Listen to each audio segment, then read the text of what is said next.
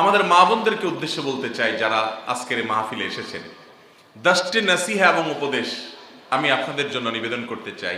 এই নসিহাগুলো যদি আপনারা মেনে চলতে পারেন, ইনশাআল্লাহ কোরআনে কারিমে আল্লাহ রাব্বুল আলামিন কিছু নারীদের দৃষ্টান্ত দিয়েছেন। তাদের একজন হলেন ফেরাউনের স্ত্রী আসিয়া, আরেকজন হলেন মারিয়াম ইমরাতে ইমরান, ঈসা আলাইহিস সালামের মা।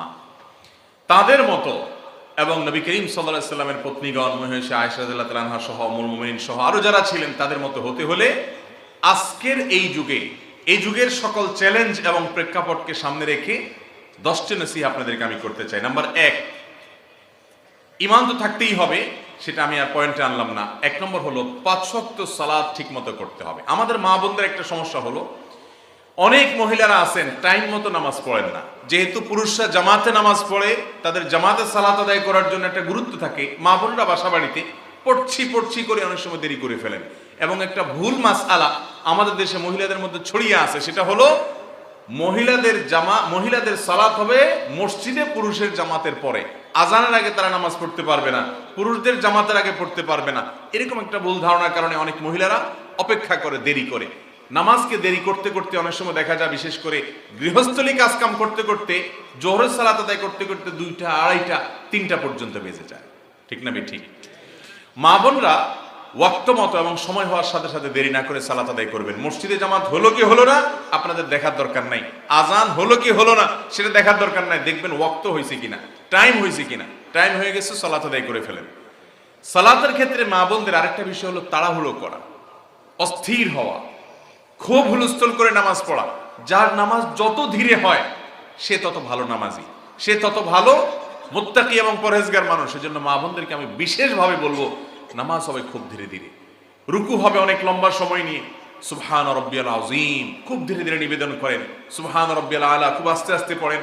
এভাবে প্রত্যেকটা রুকনকে খুব ধীরে স্থিরতার সাথে কাজ করেন, ইনশাআল্লাহ আপনার মূল কাজটা ঠিক হয়ে যাবে। যার নামাজ ঠিক, ইসলামের তার মূল কাজটা ঠিক হয়ে যায়। আসসালাতু ইমাদুদ্দিন, ইসলামের মূল স্তম্ভ খুঁটি হলো নামাজ।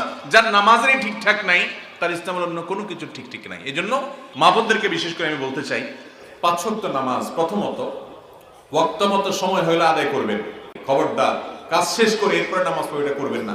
গ্রামাঞ্চলে আমাদের অনেক মা বোনদেরকে দেখা যায়, আমরা আমাদের মা চাচিদেরকেও দেখেছি, এখনো অনেক মহিলারা আছে যে ওয়াক্ত চলে যাচ্ছে নামাজ পড়ে না। কেন? কারণ তিনি সবাইকে খাবার দিবেন, বাচ্চাদেরকে খাবার খাওয়াবেন, এরপরে নিজে গোসল করবেন, তারপরে ফ্রেশ হয়ে নামাজ পড়বেন। এই তথাকথিত ফ্রেশ হতে হতে 3টা, 3:30 বেজে যায়। আপনাদের নামাজ আমল নামার মধ্যে সবচেয়ে বাজে অবস্থার মধ্যে চলে যায়। এই জন্য ওয়াক্ত হয়ে গেছে, গোসল ফরজ না হলে গোসলও করার দরকার নেই, ওযু করে সুন্দর করে কাপড় চোপড় পরে ঢেকে ঢুকে নামাজ পড়েন। নামাজের ক্ষেত্রে আরেকটা গুরুত্বপূর্ণ বিষয় হলো, মহিলাদের পুরো শরীর ঢাকতে হয়।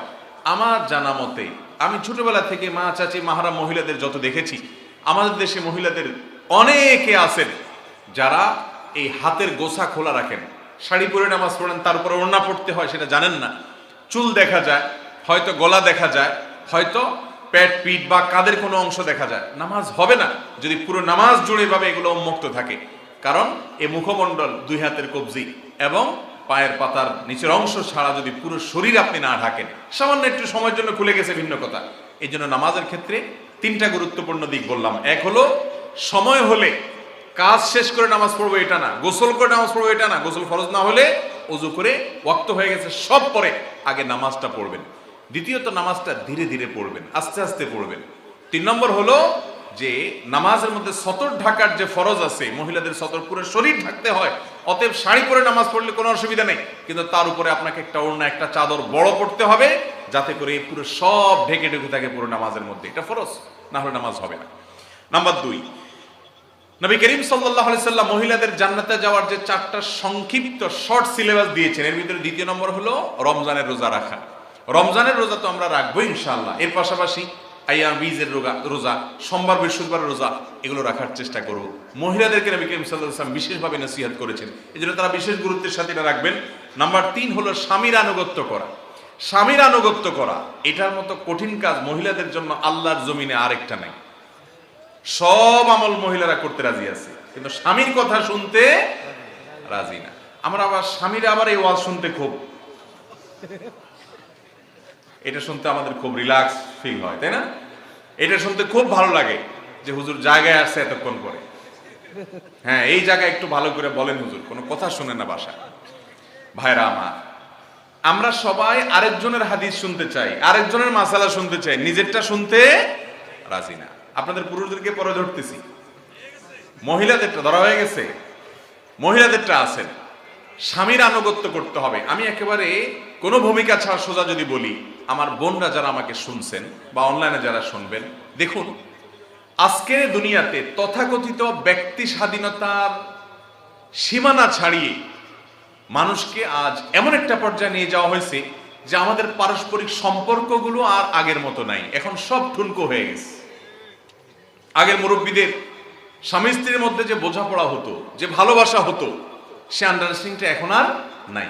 এখন সবাই এত অধিকার সচেতন। অধিকার সচেতন থাকা ভালো, আপনার অধিকার নষ্ট হোক, আপনি জুলুমের শিকার হন, ইসলাম সেটা চায় না।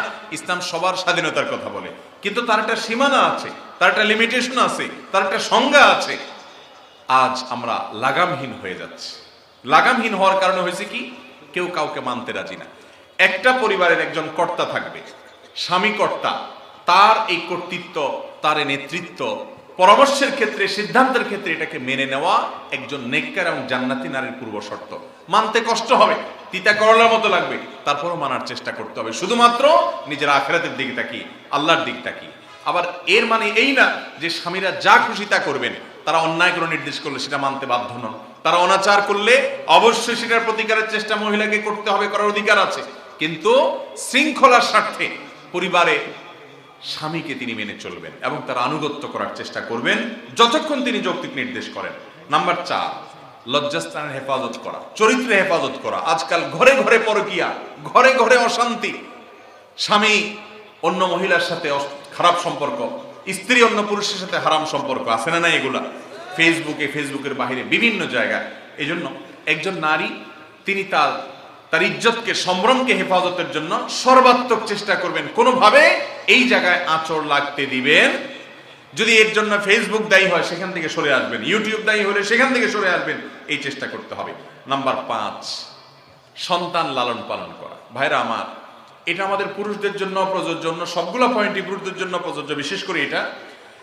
সন্তান লালন পালন করার ক্ষেত্রে যদি আপনি আপনার সন্তানকে আল্লাহমুখী করে যান, আখিরাতমুখী করে যান, আল্লাহর সাথে পরিচয় করে দিয়ে যান, কোরআনের সাথে পরিচয় করে দিয়ে যান, নামাজি বানায় যান, দিনদার এবং ভালো মানুষ বানায় যান, আপনি দুনিয়া থেকে একটা সওয়াবের গাছ লাগায় গেলেন।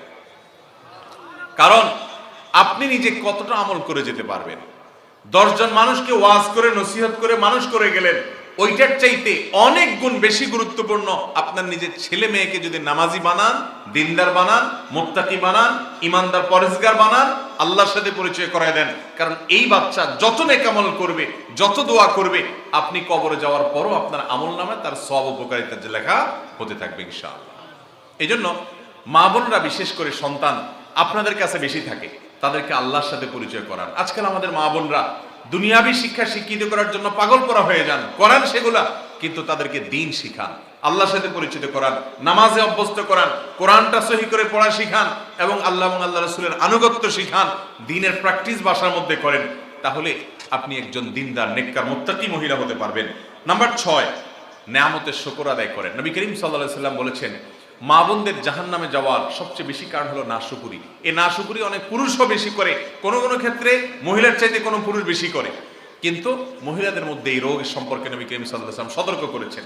স্বামী অনেক কিছু করেছে, একটু চুল থেকে নুন বেশকম হয়েছে, সব অস্বীকার করে বসছে, এই রোগ আছে না নাই?